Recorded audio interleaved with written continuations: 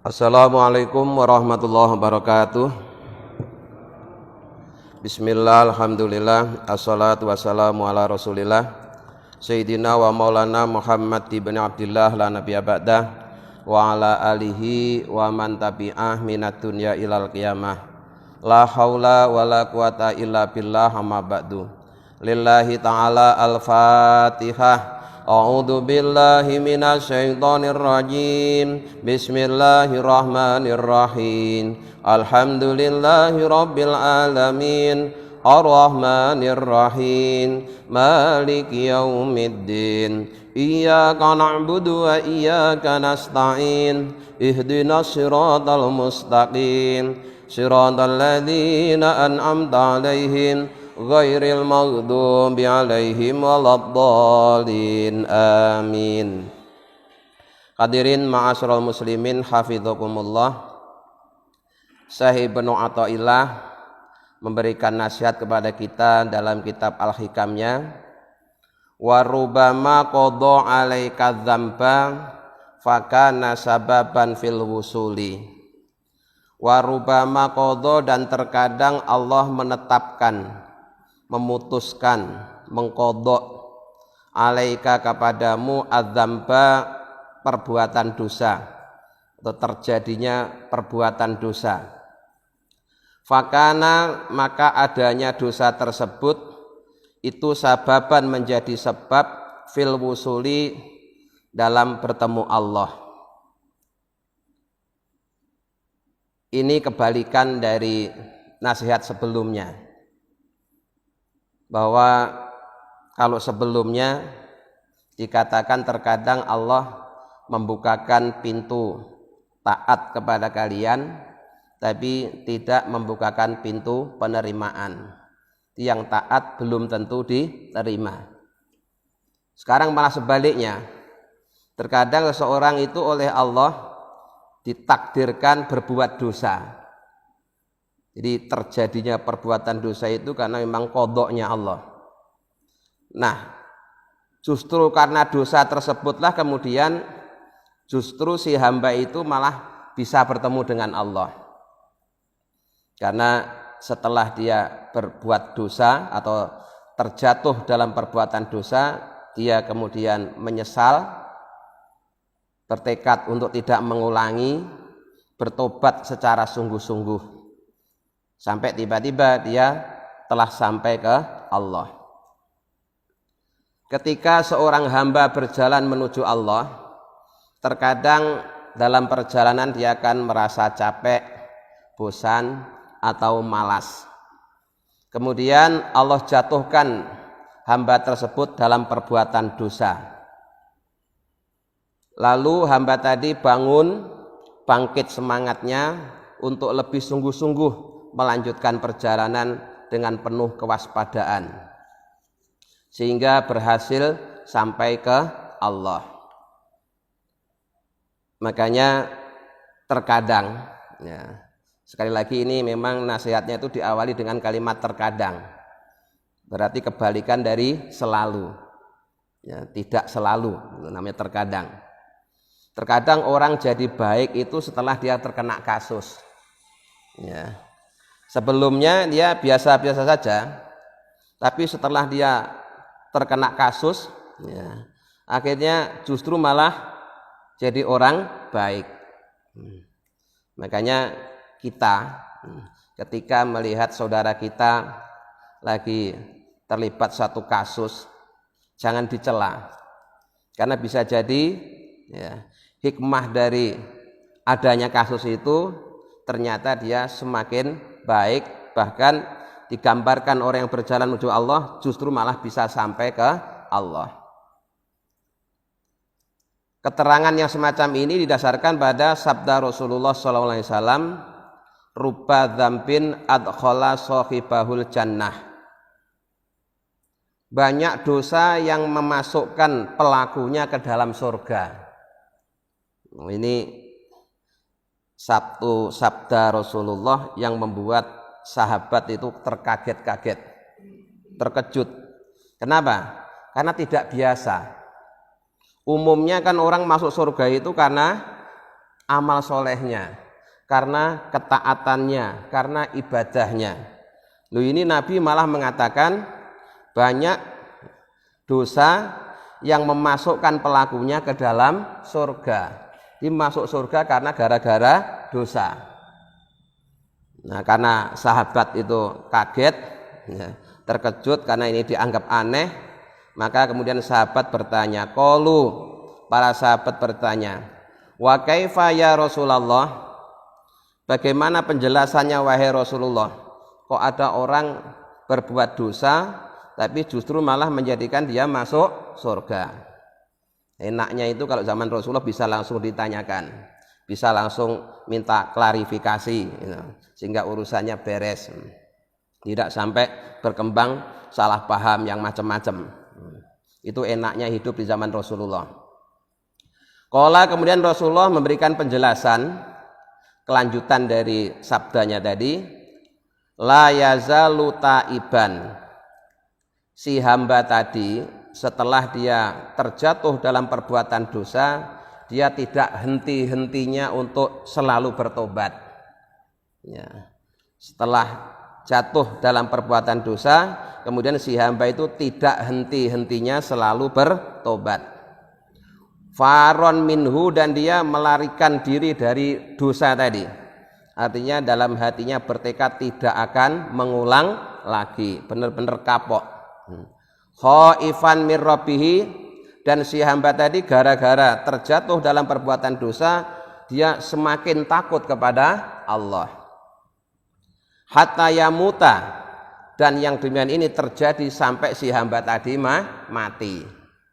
Di matinya itu pas lagi tobat, maka kemudian dia masuk surga. Fayudkhilahul jannata, maka kemudian Allah memasukkannya ke dalam surga karena dia matinya pas lagi tobat. Nah, kalau cuma dosa terus habis itu tidak tobat, ya bisa jadi masuk neraka. Tapi ternyata yang dimaksud oleh Rasulullah ini adalah orang yang terjatuh dalam perbuatan dosa, kemudian dia segera bertobat secara sungguh-sungguh, takutnya kepada Allah semakin meningkat, sampai yang demikian itu terjadi, dia lakukan terus-menerus sampai dia mati. Matinya pas lagi dalam kondisi tobat, dan tobatnya diterima oleh Allah, akhirnya dimasukkan ke dalam surga. Kemudian hadis berikutnya, walladzi nafsi biyadihi, demi zat yang jiwaku ada dalam genggamannya. Ini sebagaimana kemarin sudah saya jelaskan bahwa kalau Rasulullah bersabda diawali dengan sumpah, itu menandakan informasi yang akan disampaikan itu sangat penting. Ya, semuanya memang penting, tapi kalau diawali dengan sumpah itu berarti sangat penting. Demi zat yang jiwaku ada dalam genggamannya.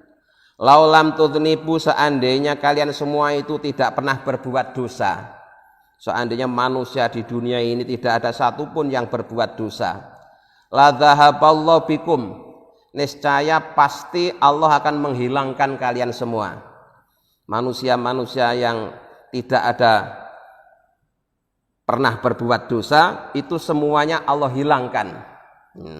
Walajaa, dan pasti Allah akan mendatangkan biqaumin, dengan kaum yang baru. Yudnibuna, yang kaum itu ketika hidup dunia dia juga berdosa. Fayastaghfiruna, kemudian dia mohon ampun kepada Allah. Fayaghfiru lahum, kemudian Allah mengampuni mereka. Jadi sebelum Allah menciptakan alam semesta, itu Allah sudah memiliki sifat maha pengampun. Allah sudah tahu kalau nanti makhluknya yang bernama manusia itu akan banyak melakukan dosa. Maka Allah sudah mempersiapkan dirinya dengan maha pengampun. Kok ternyata manusia yang diciptakan itu tidak ada satupun yang berbuat dosa, sehingga tidak perlu mohon ampun kepada Allah. Loh, akhirnya sifat maha pengampunnya Allah kan nganggur. Itu tidak mungkin itu. Ya, tidak mungkin Allah punya sifat yang nganggur. Nah, maka dosa yang terjadi pada manusia itu ya ada hikmahnya. Ada hikmahnya. Apa hikmahnya? Ya, supaya sifat Allah yang Maha Pengampun itu ada gunanya. Maka di dalam Syarah Al-Hikam yang lain itu ada cerita, ada seorang waliullah berdoa di depan Ka'bah, mohon kepada Allah agar dijaga, dilindungi dari berbuat dosa, minta agar tidak sampai berbuat dosa. Ternyata apa jawabannya Allah? Nah, kalau kamu tidak berbuat dosa, terus untuk apa ampunanku? Nah, artinya apa? Tidak mungkin, ya, tidak mungkin. Jadi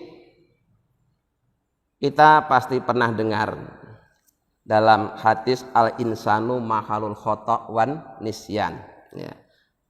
Manusia itu tempatnya salah dan lupa. Nah, kadang-kadang karena salah atau karena lupa itu menimbulkan dosa.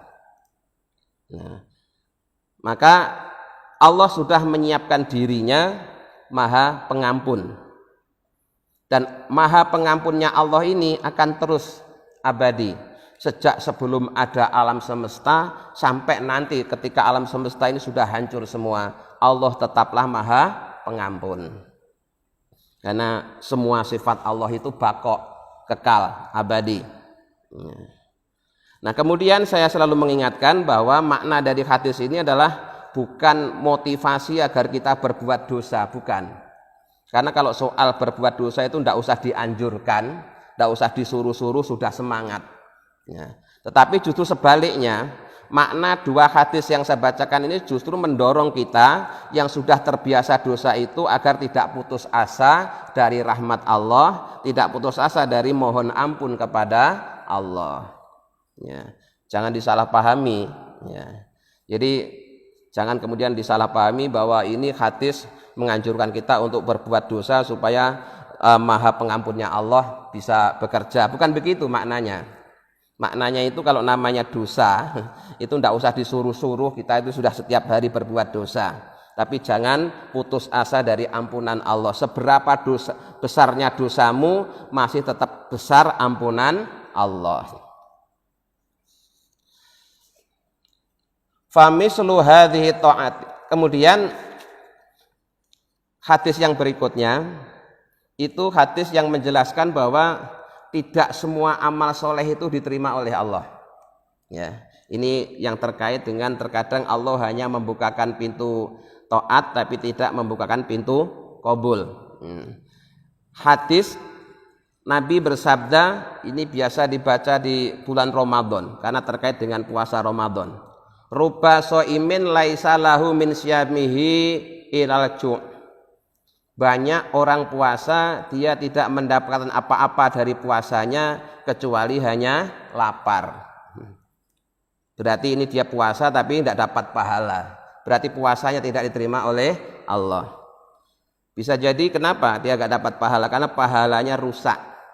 Dia puasa hanya sekedar menjaga diri dari yang membatalkan puasa, tapi tidak menjaga diri dari yang membatalkan pahalanya puasa.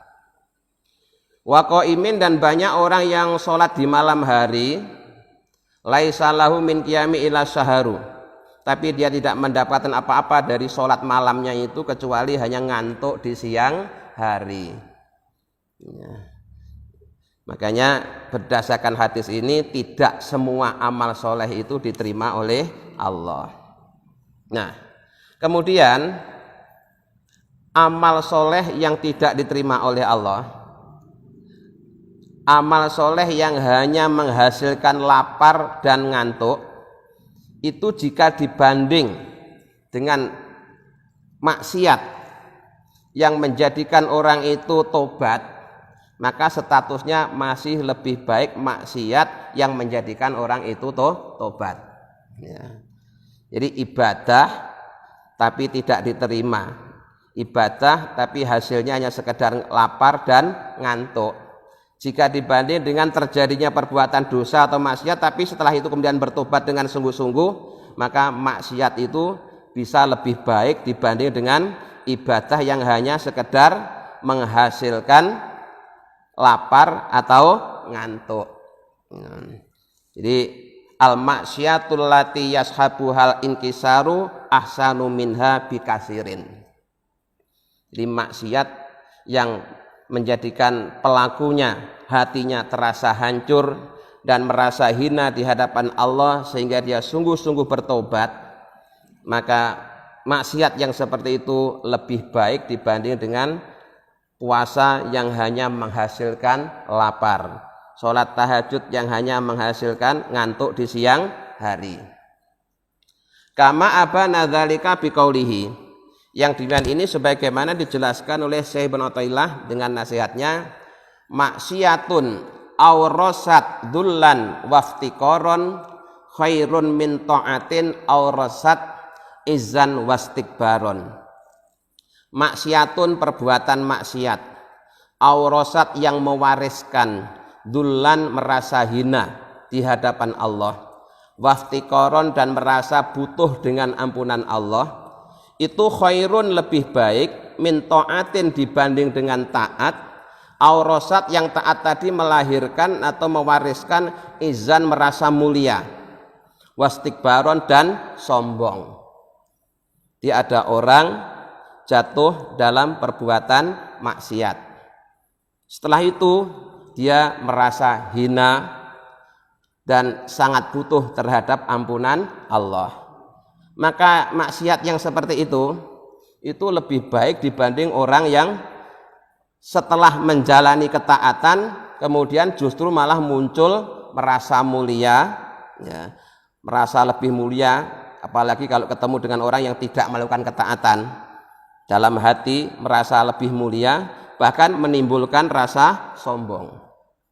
Ya, makanya kita yang sudah ditakdirkan berbuat taat, amal soleh, ibadah, ini harus tetap hati-hati. Kita harus tetap menjaga hati kita, jangan sampai kebaikan-kebaikan, amal soleh, ibadah yang kita lakukan menimbulkan ujub, ya, merasa lebih mulia dibanding yang lain, melahirkan kesombongan, atau bahkan kita kemudian bersandar kepada amal kita. Jangan, ya, kita harus tetap bersandarnya kepada Allah. Penjelasannya demikian, innama kanatil maksiatul lati tujibul inkisar afdhala minat ta'atil lati tujibul istikbar, li anal maksuda minat ta'ati huwal khudu'u wal khusu'u wal inkiyatu wa tadallulu wal inkisaru. Ya. Maksiat yang menghasilkan rasa hati yang hancur, merasa hina dan rasa butuh kepada Allah, itu lebih baik dibanding dengan taat yang melahirkan kesombongan, karena sesungguhnya yang dimaksud dari ketaatan itu adalah harusnya melahirkan rasa rendah hati, khusyuk, tunduk dan patuh, serta merasa hina di hadapan Allah. Harusnya begitu, ya. Jadi harusnya orang itu kalau berhasil melaksanakan satu kebaikan, berhasil melaksanakan satu ketaatan atau amal soleh, harusnya dia justru merasa rendah hati, khusyuk, tunduk, kemudian hina dan merasa butuh dengan Allah. Jangan sebaliknya, ya. Setelah taat justru malah tidak rendah hati tapi tinggi hati, enggak khusyuk malah gembleleng, enggak tunduk malah merasa unggul. Nah, ini keliru, ya. Jadi seseorang itu harusnya semakin taat justru semakin rendah hati. Karena di dalam sebuah hadis qudsi, ya, itu Allah berfirman, ana intal munkasirati qulubuhum min ajli. Aku Allah itu intal munkasirati, ada di sisi orang yang hancur apa qulubuhum hatinya, min ajli karena aku. Nah, jadi Allah itu senang, Allah selalu menyertai hamba-hambanya yang hatinya terasa hancur karena menyesali perbuatan dosa yang baru terjadi pada dirinya. Nah, fa idza khalatit ta'atu min hadhil ma'ani, kalau kemudian ketaatan itu tidak menghasilkan rasa rendah hati, khusyuk, tunduk dan hina di hadapan Allah, watasofat bi'ad-dadiha, justru malah yang melahirkan sebaliknya.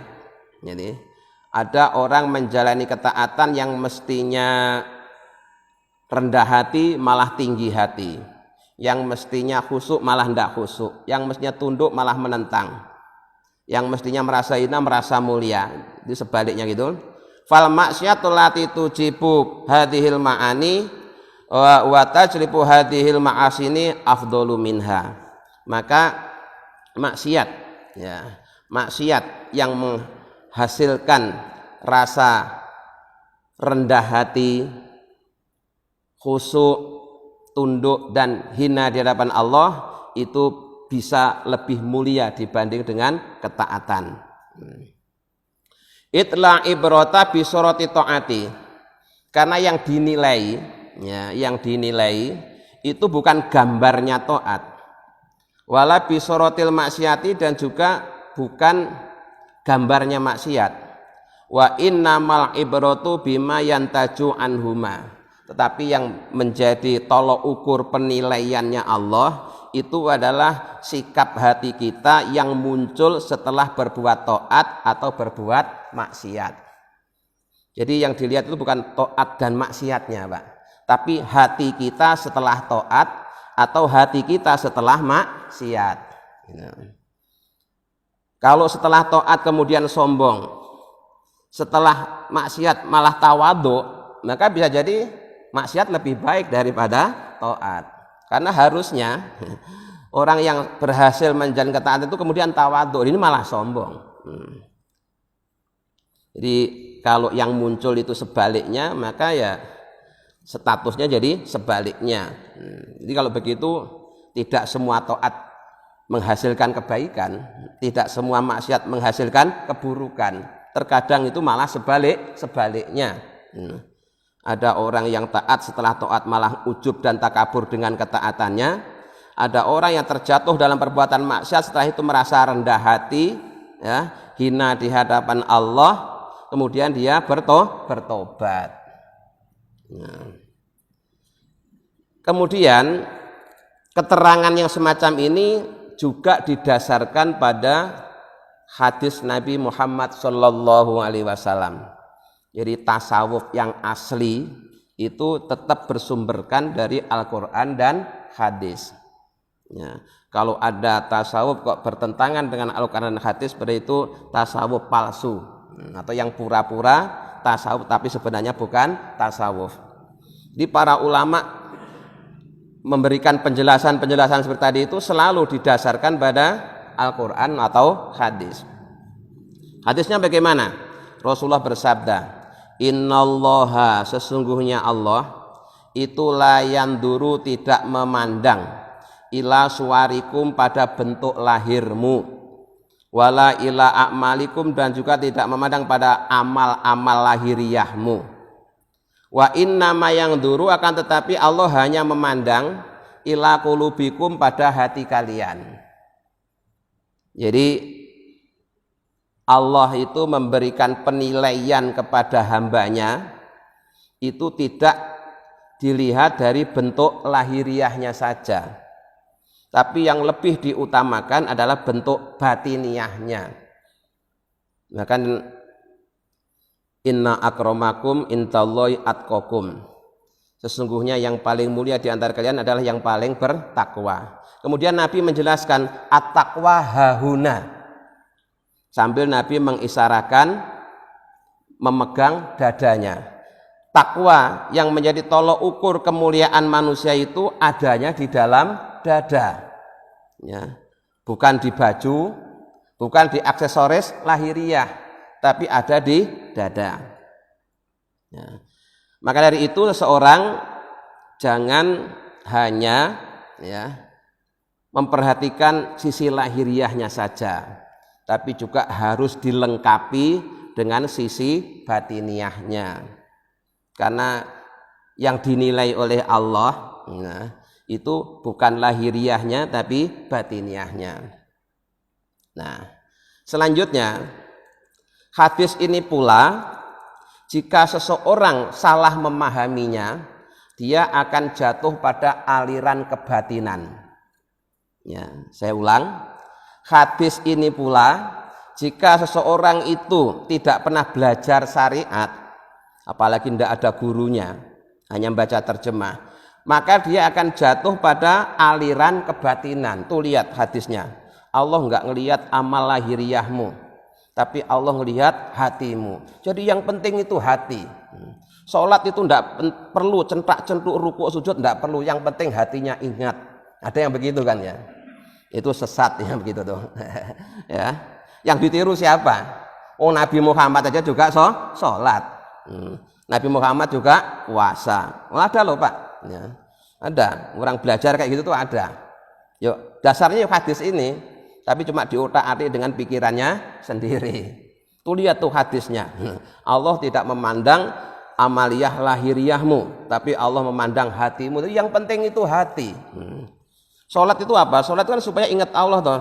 Iya, kan akimis sholata li dzikri, dirikanlah sholat untuk mengingatku. Yang penting ingat, tidak perlu rukuk sujud, yang penting ingat Allah udah cukup. Wah, kelihatannya benar, ya, kelihatannya benar. Tapi dia sudah meninggalkan syariat.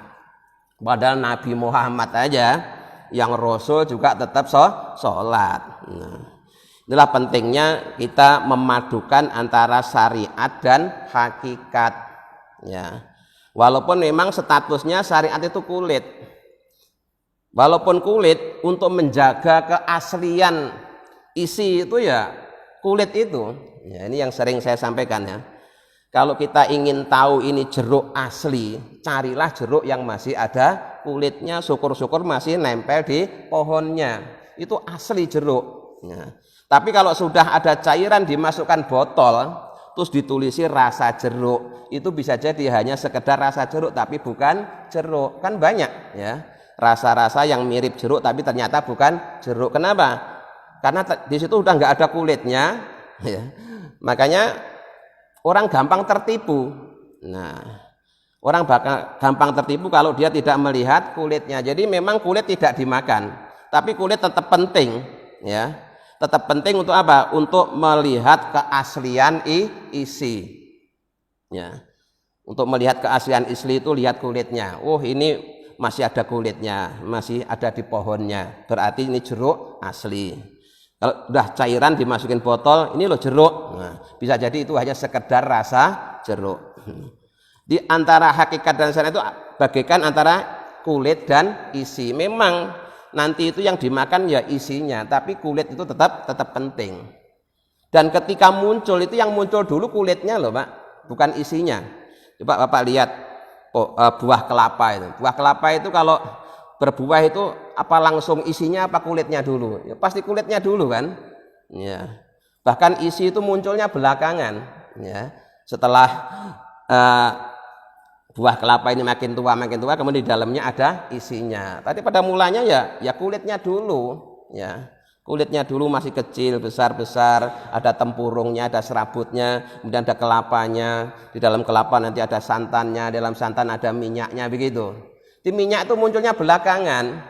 Yang pertama kali muncul apa? Ya serabut. Itu artinya kita kalau ngaji Islam ya dimulai dari kulitnya dulu, ngaji syariat dulu ya. Dan ulama-ulama sufi yang ngarang-ngarang kitab ini Pak, ini semuanya itu orang-orang yang dulunya itu sebelum menekuni ilmu hakikat itu semuanya ahli di bidang syariat ya. Ahli di bidang syariat, maka setinggi apapun kedudukannya di hadapan Allah, dia tidak akan berani meninggalkan tuntunan syariat ya, karena yang dijadikan acuan suri tauladan adalah baginda Rasulullah SAW bersama para sahabatnya. Nabi Muhammad itu orang yang paling ma'rifatullah aja juga masih sholat 5 waktu. Lah ini kok ada orang baru belajar tasawuf seminggu udah nggak mau sholat 5 waktu, katanya yang penting eleng, yang penting hatinya eleng. Loh ini bahaya ini. Dan itu laris yang seperti itu. Kenapa kok laris? Enak, nggak usah sholat ya enak kan. Yang penting eling. Nah itu ada pengikutnya juga banyak yang seperti itu. Makanya perlu kita ngaji itu ya berurutan ya, jangan lompat-lompat supaya paham, nggak terjebak dalam aliran kebatinan. Nah, kalau orang dari awal ngaji cuma hadis satu ini kan bisa jadi aliran kebatinan. Tuh lihat tuh hadis itu sokeh itu. Allah tidak memandang bentuk lahiriahmu, tidak memandang amalmu, tapi Allah hanya memandang hatimu. Yang penting hatimu. Walaupun begitu bunyinya hadis, tapi di awal kajian kitab Al-Hikam ini sudah dijelaskan bahwa antara hadis dan Al-Quran itu saling melengkapi. Kalau hadisnya menjelaskan dari sisi hakikat, itu terkadang ayat Al-Qur'annya menjelaskan dari sisi syariat. Atau sebaliknya, nanti kalau ada hadis yang menjelaskan tentang syariat, nanti di ayat Al-Qur'annya menjelaskan hakikatnya. Begitu. Jadi harus dipadukan, jangan dipisahkan. Nah, fasamratu taati hiya adzullu wal inkisaru. Buahnya taat yang sebenarnya itu adalah rasa hina dan hancurnya hati. Ini yang sebenarnya seperti itu. Jadi kalau kita telah Allah tolong bisa berbuat taat, itu setelah itu harus muncul rendah hati, hatinya merasa hancur, selalu butuh dengan Allah. Wa samratul maksiati, sedangkan buahnya maksiat iya al-qaswatu al-istikbaru, yaitu hati yang keras dan sombong. Itu aslinya begitu, ya. Aslinya buahnya taat itu rendah hati, sementara buahnya maksiat sombong. Lah ini kok malah yang terjadi kebalik, yang habis taat malah sombong, yang habis maksiat malah rendah hati. Ya kebalik. Kalau kebalik nanti statusnya juga jadi kebalik. Fa idzan qalabat, maka jika kebalik apa samaratu buah-buah. In qalabat al haqaiqu, maka hakikatnya juga akan kebalik. Jadi kalau aslinya taat itu melahirkan rendah hati, maksiat melahirkan sombong. Terus suatu saat kejadiannya kebalik, yang taat malah sombong, yang maksiat malah rendah hati. Ya statusnya jadi kebalik. Maksudnya kebalik apa? Yang taat malah jadi maksiat, yang maksiat jadi taat, gitu loh. Ya. Karena yang dilihat itu buahnya tadi itu. Nah. Wa sarati ta'atu maksiatan wal maksiatu ta'atan. Kalau buahnya kebalik, maka ya hakikatnya jadi kebalik, sehingga yang dianggap taat kalau taat melahirkan sombong ya jadi maksiat. Yang dianggap maksiat kalau melahirkan tawadhu ya jadi taat, gitu. Karena yang dilihat itu hasilnya, sesuatu yang muncul tadi. Walidzalika qaulal muhasibi radhiyallahu anhu. Berdasarkan keterangan tersebut berkatalah salah seorang tokoh sufi namanya Haris al-Muhasibi radhiyallahu anhu, semoga Allah selalu meridhoinya. Innama muradullahi subhanahu min ibadihi qulubuhum. Sesungguhnya yang dikehendaki oleh Allah SWT dari hambanya itu adalah hatinya. Ya, hatinya, apa yang ada dalam hatinya setelah terjadinya perbuatan, apakah taat atau maksiat tadi. Fa idza takabbarul alimu awil abidu. Kalau ada orang yang alim dan ahli ibadah kemudian takabur. Wa tawadhu'a, sementara ada yang tawadhu, sapa al jahilu, orang yang bodoh, wal asi, dan orang yang berbuat maksiat. Wa dhalla, dan merasa hina, haibatan lillah, yang hinanya itu karena takut dan senang dengan Allah. Wa khaufan minhu, dan takut kepada Allah. Fa huwa aqta'u lillah, fawa atwa'ulillah, maka orang maksiat, orang bodoh yang kemudian dia takut kepada Allah, itu justru dianggap lebih taat dibanding orang yang alim dan ahli ibadah, tapi yang setelah ibadah dia malah jadi sombong. Jadi yang dinilai itu yang muncul dalam hatinya setelah berbuat taat atau setelah berbuat maksiat. Wa qala Syekh Abdul Abbas wa qala Syekh Abdul Abbas Al-Mursi, dan telah berkata Syekh Abu Abbas Al-Mursi. Ini muridnya Syekh Abu Hasan Asadili, gurunya Syekh Ibnu Athaillah As-Sakandari, gurunya yang menulis kitab Al-Hikam. radhiyallahu anhu, semoga Allah meridhoinya. Kullu isaatin adabin tasmuru adaban falaisat isaata adabin. Adab yang dianggap setiap buruknya adab, ya, setiap buruknya adab yang melahirkan atau membuahkan adab yang baik, maka itu tidak dianggap sebagai adab yang buruk. Keburukan melahirkan kebaikan itu tidak dianggap sebagai keburukan, karena yang dinilai yang dilahirkan itu, ya, yang dinilai adalah yang dilahirkan. Memang ini kelihatannya maksiat, tapi justru karena maksiat itu kemudian dia bertobat, ya, sungguh-sungguh, rendah hati.